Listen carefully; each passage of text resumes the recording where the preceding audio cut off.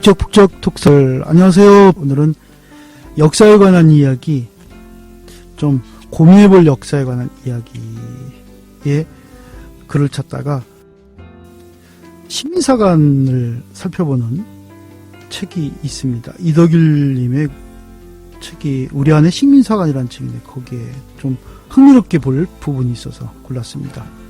사육신을 바꿔치기 하려 한 사건. 이덕일.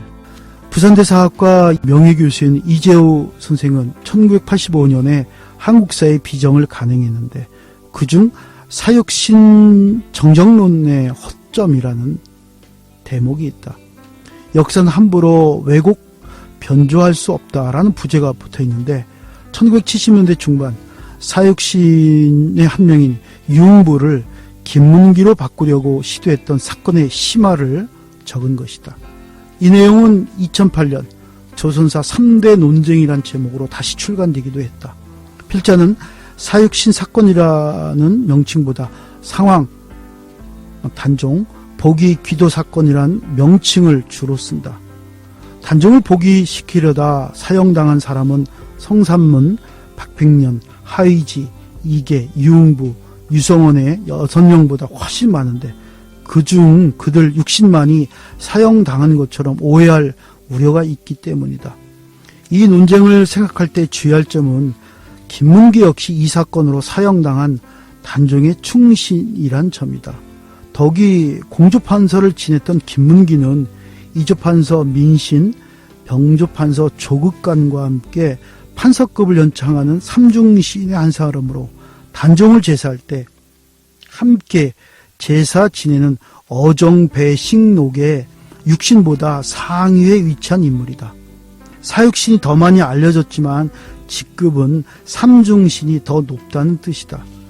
김문기는 1980년대 중반에도 경주 김씨와 김영 김씨 사이에 본관 논쟁이 벌어져 1985년 12월 대법원에서 김영 김씨로 최종 판정했다. 사육신 유흥부를 김문기로 바꾸려고 했던 이 사건을 살펴볼 때 주목해야 하는 국가기관이 국사편찬위원회였다. 이재호 선생의 말을 들어보자. 이것이 문제가 되어 국사편찬위원회 위원장 최영희에서 이를 구명하기 위한 특별위원이 이성근 등 15명을 구성하여 논의한 끝에 김문기를 사육신의 한 사람으로 현창하는 것이 마땅하다는 결의를 만장일치로 채택. 이것이 당시 일부 신문지상에 너무 과장적으로 보도되어 한때는 세인의 이목을 현혹시키기까지 했던 것이다. 이는 유신체제가 한창 종말을 향해 가던 1977년 9월에 있었던 사건이다. 사육신 유흥부를 김문기로 바꾸는 문제에 대해 국사편찬위원회에서 특별위원회를 구성해 논의한 결과 만장일치로 유흥부를 끌어내리고 김문기를 올리기로 결정했다는 것이다. 그런데 이재호 선생이 주석에서 밝힌 특별위원회 명단이 흥미를 끈다. 명단은 이선근, 이병도, 신석호, 백낙준, 유홍렬, 조기준, 한우근, 전혜종, 김철준, 고병익, 최영희, 김도연, 이기백, 이광린, 김원용. 명단에는 해방 후 한국 역사학계를 이끌어온 인물들이 총망라되어 있다. 조선사 편수위 출신으로 학술원 원장을 지낸 이병도가 이 사건의 주범격이다. 이병도가 서울대 사학과를 장악했다면 이병도와 같이 조선사 편수위에 근무했던 신석호는 고려대 사학과와 국사편찬위원회를 장악했다. 국사편찬위원회의 태생적 한계가 여기에 있었다. 현직 국사편찬위원장인 최영희가 이 특별위원회의 일원이었으니 이들이 이 사안을 얼마나 중시했는지 알 수 있다. 고병익은 서울대 총장, 유흥렬은 서울대 총장 서리, 백낙준은 연세대 총장을 지냈고 한욱은 김철준, 김원용은 서울대 교수였고 전혜종, 이기백, 이광린은 서강대 교수를 지냈다. 이선근은 어떠한가? 만주국 협화회 위원으로 친일 활동을 했던 이선근은 해방 후 문교부 장관과 국사편찬위원회 위원장을 역임했고 박정희 1인 독재인 유신체제의 국가주의를 떠받치는 이데올로그 역할을 했으며 그 대가로 현 한국학중앙연구원의 전신인 한국정신문화연구원장도 역임했다. 이 판에 왜 끼어들었는지 의아한 인물은 경제학자라고 해야 할 조기준으로서 고려대 정경대학장과 학술원 부원장을 지내는데 한국 자본주의 발달사 같은 책은 필자도 학부 시절 탐독했던 책이었다. 이들은 해방 후 한국 사학계와 동양 사학계를 주도했던 인물들이었다. 이런 인물들이 만장일치로 사육신은 유흥부가 아니라 김문기다라고 결의를 한 것이다. 그런데 여기엔 배경이 있었다. 당시 나는 새도 떨어뜨린다는 김재규 중앙정보부장이 김영 김씨였는데 그가 이병도를 만나 유흥부 대신 자신의 선주인 김문기를 사육신에 넣어달라고 부탁했다는 것이다. 한국국사학계의 태도 가로 열고 물음표 가로 닫고 이자 고동문헌 비판의 대가 가로 열고 물음표 가로 닫고 였던 이병도는 유신 중앙정보부장에게 제가 하면 될 수 있습니다라고 말하고 사육신 바꿔치기 공작에 들어갔다. 일본의 스승들에게 배웠던 역사 바꿔치기 수법이 그대로 동원되었다. 그런데 여기에서 사육시란 명칭이 생기게 된 배경을 생각할 필요가 있다.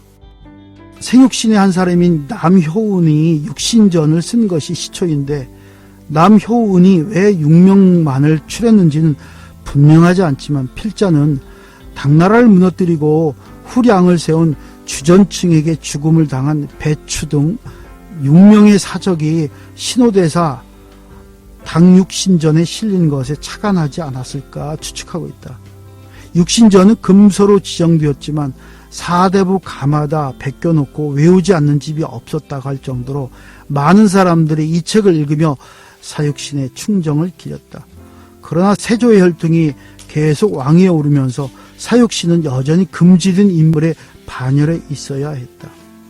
조선 왕조에서 이 문제가 최종 정리된 것은 정조 15년, 그러니까 1791년으로 단종의 무덤인 장릉에 왕명으로 어정배식단을 세우고 육신을 추향함으로써 국가의 공인을 받았다. 이때 남효운, 김시습, 이맹전, 조여, 원호, 성담수 등 세상에서 말하는 생육신도 동시에 장릉에 추양됐다. 어정배식단의 가장 상위는 정승급의 황보인, 김종서, 정분을 모신 삼정승이었고 그 아래가 김문기 등의 삼중신, 그리고 그 아래가 사육신이었다. 그러니 아무리 어용학자로 평생을 살아온 이병도였지만 중정부장 김재규에게 무조건 아부할 것이 아니라 삼중신이 사육신보다 더 상위이니 그 권력으로 차라리 삼중신 선양 사업을 하는 것이 더 좋을 것입니다 라고 권유했다면 유흥부는 물론 김문기도 살고 역사학도 살았을 것이다. 그러나 이병도는 어정배식단의 어정이 무슨 뜻인지도 모르는 사람이다. 어정이란 임금이 결정했다는 뜻으로 조선에서 이미 국가 차원의 정리를 끝냈다는 뜻이다. 아무리 학문 권력을 갖고 있어도 200년 전에 왕명으로 정리된 문제를 뒤바꿀 수는 없었다. 그러나 이병도는 자신이 하면 바꿀 수 있다고 단언했고 실제로 그의 의중대로 국사학계와 동양사학계를 자주우지하던 15명의 이른바 학자라는 인간들이 모여서 만장일치로 유흥부를 탈락시키고 김문기로 대체시켰다는 것이다. 동아일보 1977년 9월 24일자는 500년 만에 빛을 본 충신의 고잘, 사육신 유흥부는 김문기의 잘못이란 제목으로 기사를 크게 싣고 국사편찬위원회에서는 교과서 개편에 착수한다고 보도했다. 문교부 장관을 역임한 이선근 이병도의 전현지 국사편찬위원장 그리고 서울대, 연세대, 고려대, 서강대 교수가 만장일치로 찬성했으니 끝난 문제라고 생각했을 것이다. 그러나 그들의 이런 오만은 한국 사회 일각에 사육신 같은 선비 정신이 면면이 흐르고 있다는 사실을 간과했던 탓이었다. 하긴 그들 대다수가 일신의 안위를 최상의 가치로 삼아 살아왔던 인간들이니 인간에게는 정의에 대한 기초적 갈구가 있다는 사실을 어찌 알았겠는가. 이들 어용학자들의 예상을 깨고 이재호 선생이 나섰다. 네, 부산대 사학과 명예교수 이재호 선생은 부산일보 9월 28일자에 이를 비판한 기사를 썼고, 이가원 선생 등도 중앙일보 10월 2일자에 반론을 썼다. 뒤늦게 논란이 일자 동아일보도 김성균 씨의 반론을 게재했다. 물론 이현희 교수나 김창수 씨처럼 국사편찬위의 결정을 지지하고 나선 학자들도 없지 않았지만, 사육신을 바꿔치기 하려 한 희대의 사기극에 국민들은 큰 충격을 받았다. 이 사건은 한국 역사학계가 어떤 집단인지 그 민낯을 그대로 보여준 사건이었다. 그러나 국사편찬위원회는 이듬해 봄에 사육신의 묘역에 김문기의 허장을 봉안하고 유흥부의 묘도 현상 그대로 공존시킨다는 결정을 내렸다. 한마디로 사육신은 김문기도 맞고 유흥부도 맞다는 모순된 말이었다. 우기기가 전통인 한국 식민사학계의 학문 수준도 그대로 노출한 사건이다. 유흥부가 사육신이면 김문기는 아니고, 김문기가 사육신이면 유흥부는 아닌 것이다. 유흥부가 사육신이면 김문기는 그대로 삼중신으로 있으면 되지만, 김문기가 사육신이면 유흥부는 어디로 가나? 제사 지낼 때 어종 배식단 옆에 따로 단을 하나 만들어야 하나? 또 삼중신에서 김문기가 빠졌으니 이중신이 되어야 하나? 어거지를 부려도 정도가 있는 법이다. 이런 어거지를 한국 역사학계를 좌지우지하는 기라성 같은 인물들이 모여서 주도했다. 이재호, 이가원, 김성균 같은 일부 학자들이 없었다면 유흥부의 묘는 파헤쳐져서 쫓겨나고 김문기의 허묘로 대체되었을 것이다. 특별위원회 행태는 정확하게 반역사적 폐륜의 정점에 위치한다. 이재호 선생은 당시 자신의 집으로 중앙정보부 요원이 찾아왔었다고 필자에게 말했다. 그러나 아무리 나는 새도 떨어뜨리는 중앙정보부라도 사육신은 유흥부가 맞다고 주장한다고 거꾸로 매달고 물고문을 할 수도 없는 노릇 아닌가. 이 사건은 식민사학자들의 비이성적 반역사적 행태를 잘 말해주는 것이다. 정조 때의 왕명으로 정리된 어정배식단을 바꿀 수 있다고 생각하는 반사료적, 반팩트적 식민사학의 전통이 그대로 드러난 사건이었다. 그런데 김종직의 조의제문에 대해서 공부를 계속하다 보니 의문이 생겼다. 초회양의 성은 미이고 신은 응인데 이들이 나중에 류 땅의 정도에서 류씨가 되었다는 사실을 알게 된 것이다. 그래서 다시 초회양의 손자 심이라고 번역하는 것이 맞는 것이 아닌가 하는 생각도 갖고 있다.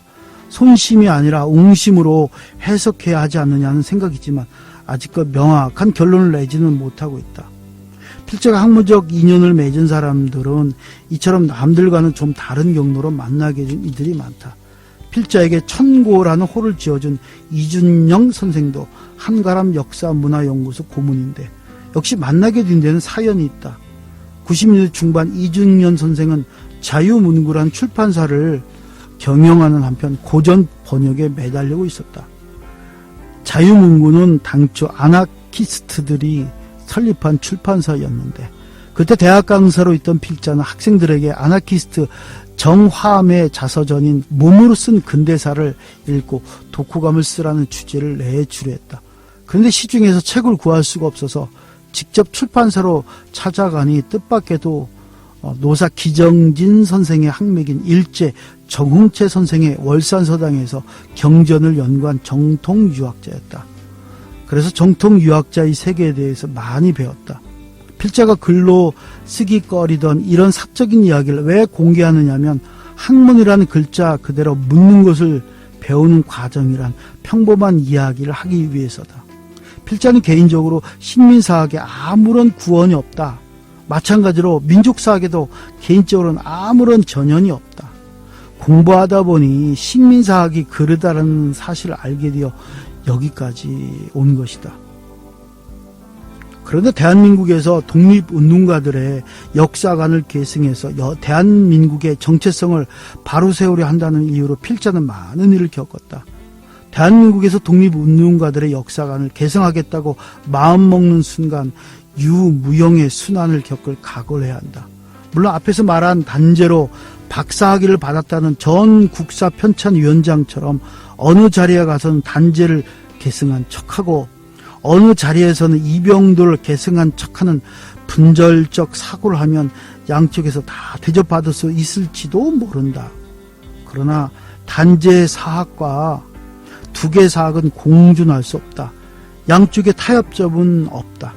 임정기관지였던 독립신문은 일제 경찰을 적경 또는 외경이라고 지칭했다. 독립군과 외경은 양립할 수 없다. 그런데 이런 현상은 필자만 겪은 일이 아니다. 대한민국에서 독립운동가들이 세운 역사관, 1차 사료에 바탕을 둔 역사관, 즉 팩트에 기반한 역사서술을 한다는 것은, 그것도 식민사학을 직접 비판한다는 것은 가시밭길을 자처하는 것이다. 한사군 한반도설을 비판했던 단국대 사학과 교수 윤내연, 삼국사기 초기 기록 불신론을 비판했던 고려대 사회학과 교수 최재석도 이런 고난을 겪었는데 이 내용은 후술할 것이다.